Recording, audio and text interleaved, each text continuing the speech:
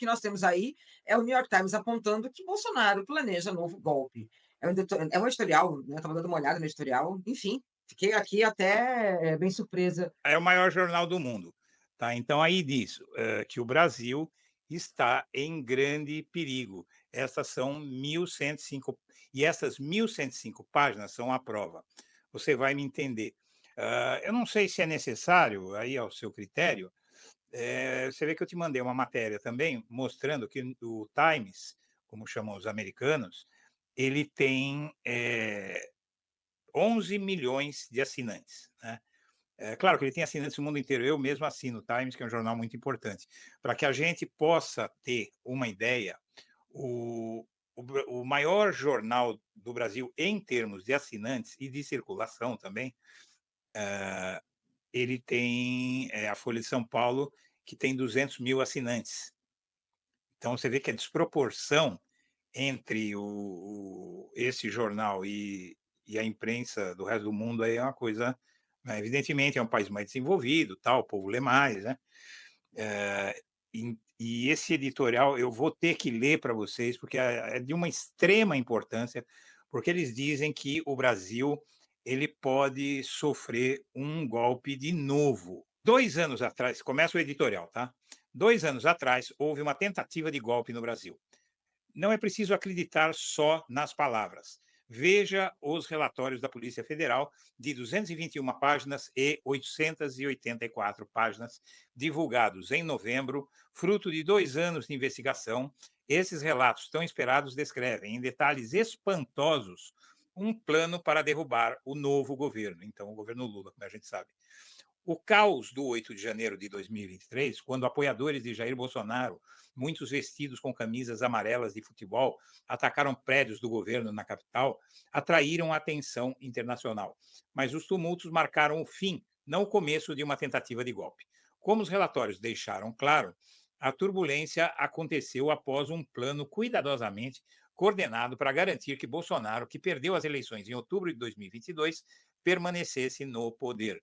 O mais chocante é que o plano envolvia assassinatos. De acordo com os relatórios, um grupo de militares da elite do Exército foi designado para matar o presidente eleito Luiz Inácio Lula da Silva e o vice Geraldo Alckmin.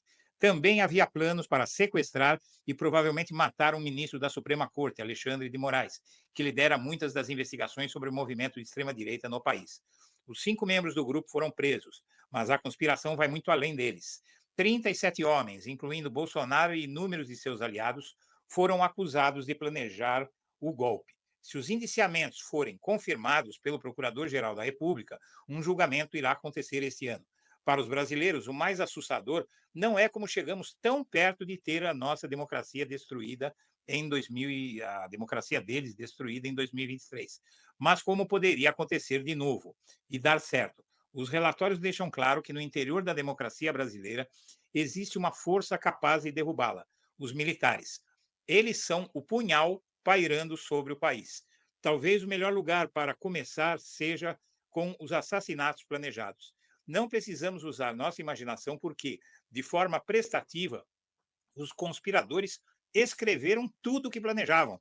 O secretário executivo da Secretaria-Geral da Presidência, o general da Reserva, Mário Fernandes, imprimiu o rascunho de um documento sobre o golpe no Palácio do Planalto, ainda por cima. Em uma referência às cores nacionais do Brasil, e sem dúvida para fortalecer a determinação patriótica dos conspiradores, ele foi chamado de Punhal Verde Amarelo. O plano era abrangente. Descreve o armamento necessário para completar a missão: uma metralhadora, um lança-granadas, um lança-rojão, e aceita a possibilidade de 100% de baixas entre todos os envolvidos. Também considera uma abordagem alternativa de envenenar Lula, considerando a vulnerabilidade de seu atual estado de saúde e sua frequência a hospitais. No caso do assassinato de Alckmin, declara duramente que não se espera grande comoção nacional. Moraes foi aparentemente escolhido como primeiro alvo. No dia 15 de dezembro de 2022, os assassinos que negociaram com o ajudante de ordens de Bolsonaro o preço de R$ 100.000 para a operação, deslocaram-se para pontos próximos à casa do ministro. Assim que os membros do grupo estavam posicionados, de acordo com a mensagem Estão posicionados de acordo com a mensagem coletados nos relatórios, eles aguardaram a promulgação de um decreto presidencial. Quando o decreto não chegou, um deles ordenou que os outros abordassem a missão e iniciassem o processo de exfiltração, que é o antônimo de infiltração, e aí a operação tinha terminado. O decreto, que os relatórios dizem ter sido editado por Bolsonaro, era essencial para o golpe. Ele teria suspendido os poderes do Tribunal Superior Eleitoral e anunciado a detenção de Moraes, permitindo que Bolsonaro continuasse no poder. Duas vezes, em dezembro, foi apresentado aos comandantes das Forças Armadas, o que foi confirmado por alguns dos oficiais. Pequena curiosidade, um padre esteve presente em uma dessas reuniões e, segundo os relatórios, o chefe da Marinha estava pronto para aderir ao golpe. Mas os comandantes do Exército e da Aeronáutica se recusaram a participar. A falta de apoio internacional pode ter sido um dos motivos. O governo norte-americano iniciou uma campanha velada ao longo daquele ano, encorajando os líderes políticos e militares do Brasil a respeitar os resultados da eleição. Parece ter funcionado. Aqui um parênteses meu, Eduardo Guimarães. O que houve foi a ameaça de romper relações com o Brasil. Vamos em frente. Os relatórios da polícia são claros sobre quem foi o responsável pelo plano. Entre os indiciados estão vários dos principais aliados de Bolsonaro, incluindo seus ministros, seu candidato a vice, seu ministro da Defesa e o então chefe da Marinha. De acordo com os relatórios, Bolsonaro planejou, atuou e teve o domínio de forma direta e efetiva dos atos executórios. Atuou e teve o domínio de forma direta e efetiva dos atos executórios realizados pela organização criminosa que objetivava a concretização de um golpe de Estado e da abolição do Estado Democrático de Direito. Bolsonaro nega todas as acusações. Em comparação às tramas de sequestro e assassinato, o resto dos planos era relativamente monótono, ainda que insidioso.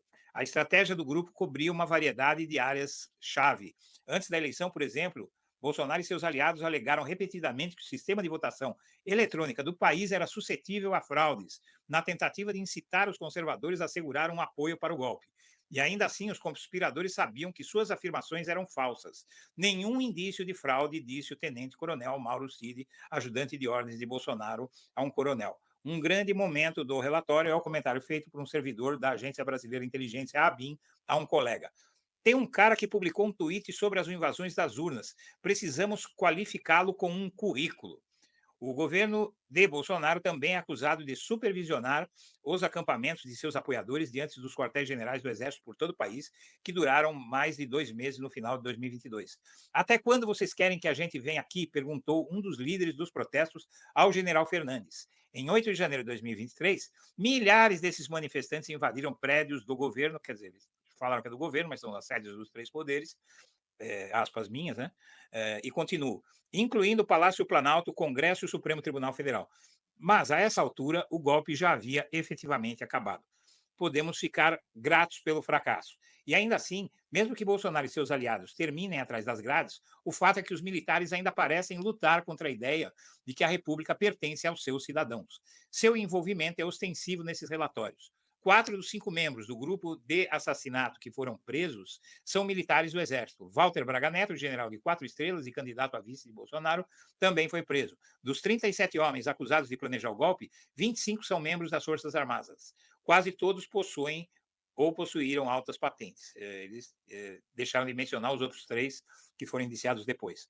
Isso é preocupante. Embora alguns comandantes tenham decidido não apoiar um golpe desta vez, a estabilidade de nossa democracia ainda depende em grande parte dos humores dos militares. De certa forma, esse sempre foi o caso. Desde a proclamação da República, em 1889, os militares fizeram 9 tentativas de tomar o poder, 5 das quais foram bem-sucedidas. Após o término de uma ditadura que durou 20 anos, em 1985, ditadura que teve extensos abusos de direitos humanos, censura aos veículos de comunicação e perseguição aos oponentes políticos, as Forças Armadas permanecem fortemente envolvidas na política. Sob a administração de Bolsonaro, sob a administração de Bolsonaro, tornaram-se ainda mais poderosas.